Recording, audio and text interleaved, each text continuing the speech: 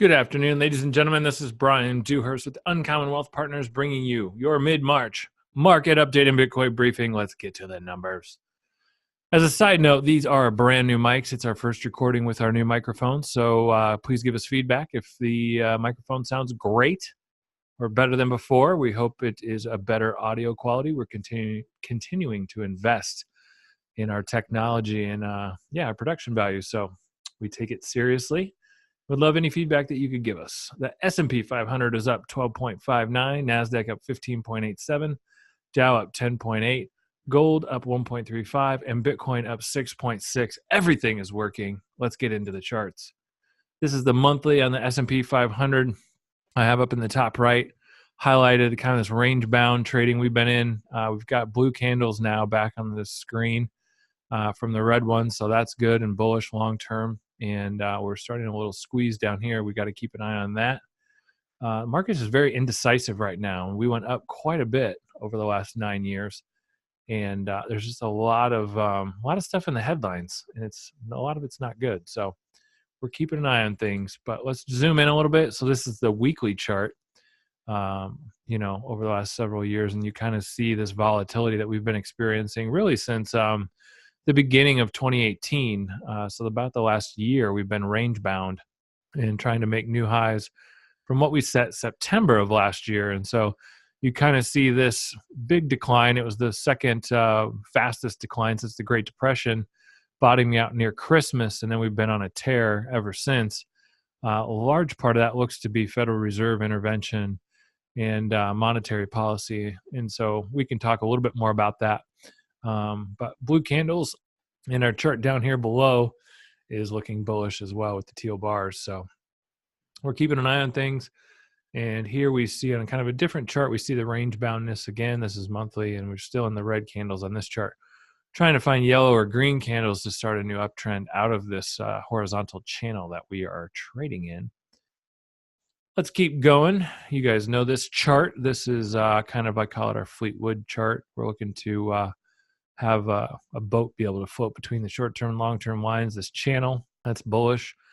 And we do have price back on top of the shorter-term moving averages as we try to set new highs. And so we'll see over the next month if the S&P can set new highs. And if we don't, we are headed probably lower or horizontal. So keep an eye on those things. This is gold, and doesn't do a good job of showing you how much gold has moved, but up about $100 an ounce more recently. And gold is measured in ounces and grams. There are 30.5 grams of gold per ounce. Fun little fact. So gold is bullish. We like it. On the squeeze indicator down here, you kind of see that the chart is squeezing. It means pressure's building up. Think of it like a meter on a valve, and it's saying, hey, there's a lot of pressure building up. Last time we had it build like this was early 2000s, and gold went on a multi-year tear after that. And so I think we are getting set up for kind of a longer-term trend to all new time highs on gold as it's priced in dollars. So this is Bitcoin. Really, it just kind of fell off a cliff here at 6,000. It's been languishing in the 3,000s per Bitcoin. And it's kind of gotten a boost lately, trying to hang on to 36, 37, 3,800 and break through 4,000 and find firmer footing over 4,000. And so you kind of see this, think of this as like the Grand Canyon, and it kind of just got thrown over one edge. And well, we're hoping that it didn't die, at least I am.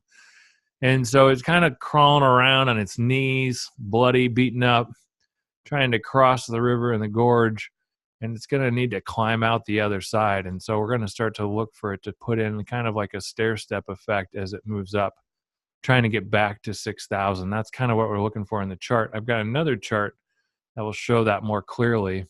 I got this off of Twitter of a gentleman that I follow, and he kind of was highlighting this consolidation back when it set. Bitcoin went from about $100 to $1,000 a Bitcoin back in 2014, and then it pulled back quite a bit. I've showed that chart before on previous videos last year, and he kind of just put together this 1 through 10, kind of like high, low, high, low, high, low. and then this bottoming, and you kind of see after 0.9 there, it just kind of fell off a cliff, similar to what we've just experienced. And so what he was saying, when you look at what happened then and you compare it to what's happening now, we just fell off this cliff, that it could be argued that Bitcoin is putting in kind of a new bottom for 2019 and trading sideways. And it traded, if you even look at 0.10, getting made shortly after 2015, it really traded sideways for over a year before it made new higher highs and stepped its way on. So this stuff takes time, and these charts take time to put all these candles in and put all these formations in, and we're looking at this over the long term. And so definitely looking like Bitcoin is starting to try to put in a base formation here and trade sideways as it gets more support in the 3000s. So with that, big news, cryptocurrency world. JP Morgan, Jamie Dimon, the CEO of JP Morgan, had come out in 2016 and 2017 saying Bitcoin was a complete fraud. And now they're coming out with their own cryptocurrency, rolling out the first U.S. bank-backed cryptocurrency to transform payments and business. So again, it's kind of the old do as I say, not as I do routine. And Facebook is working on their own cryptocurrency. And admittedly, I don't know why more companies aren't. You just look at the big ones. I don't know why Amazon wouldn't have their own coin, or Google wouldn't have their own coin, Apple, Instagram, JP Morgan, Walmart. All these companies, I think, are probably going to go down this path in some way or another. And I think, a lot of times when I talk cryptocurrency with people, they're just like, well, there's so many coins. There's so many coins. How do you keep track of them all? They can't all be viable. And I kind of think about it like it's really the intersection of currency and even if like the stock market, in the peak in the 2000s, there was over like 7,500 publicly traded stocks in just the United States alone. And now that number is below 4,000. We've had a mass consolidation for a number of different reasons. One being, mergers and acquisitions, and it's just bigger companies have gotten bigger.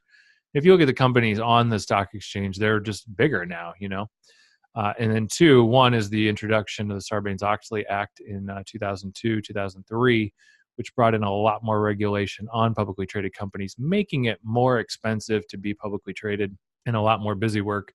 Not saying it's bad work, but it's just busy work. And I spent some time in that space at Deloitte & Touche. And so, regulation and consolidation. But there's over, 3,500 publicly traded companies, and people are doing that every day without any problem. And there's over 100 and some different currencies globally as well. And so I don't think it's that outlandish that there's now, a couple thousand cryptocurrencies trying to interweave in between that. I think you kind of have on one spectrum, you have currencies, and then gold. Gold's 10,000 years old as a currency. And then the other spectrum, you have, the stock market, global stocks. I think there's over tens of thousands of global stocks on different global markets and exchanges. And so I think you have cryptocurrency living somewhere in the middle of that. And there's going to be some convergence of all these things over the next 5 to 10 years. And some of these coins, I think, are going to be very viable. And obviously some are going to, a lot of them are going to fail, just like most businesses, just like a lot of stocks fail and a lot of companies fail.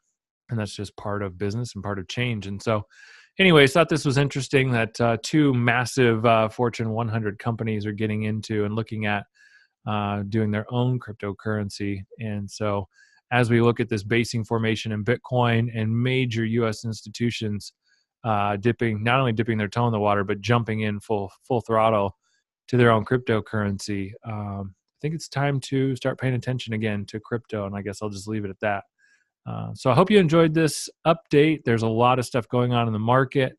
There's a lot of stuff going in cryptocurrency and currency wars, currencies, and there's going to be a lot of change. And things are changing faster now with how much we're relying on computers and technology and AI and robots and things like that. So anyways, we are here for you to distill it all. And again, we'd love to talk to you. If you want an Uncommon Wealth Partners plan or look at your money, we do that.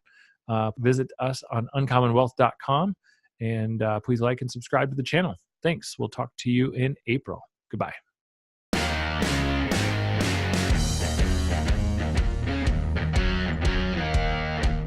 The material in this video has no regard to the specific investment objectives, financial situations, or particular needs of any viewer. This video is presented solely for informational purposes and is not to be construed as a solicitation or an offer to buy or sell a security or any other related financial instruments. Nor should any of the content be taken as investment advice. Any of the opinions expressed in this video are subject to change without notice, and Uncommon Wealth Partners LLC is not under any obligation to update or keep current the information contained herein. Uncommon Wealth Partners LLC and its respected officers and associates or clients may have an interest in the securities or derivatives of any entities referred to in this material. Uncommon Wealth Partners does not accept any liability whatsoever for any loss or damage of any kind arising out of the use of all or any part of this material. We recommend that you consult with a licensed and qualified professional before making any investment decision.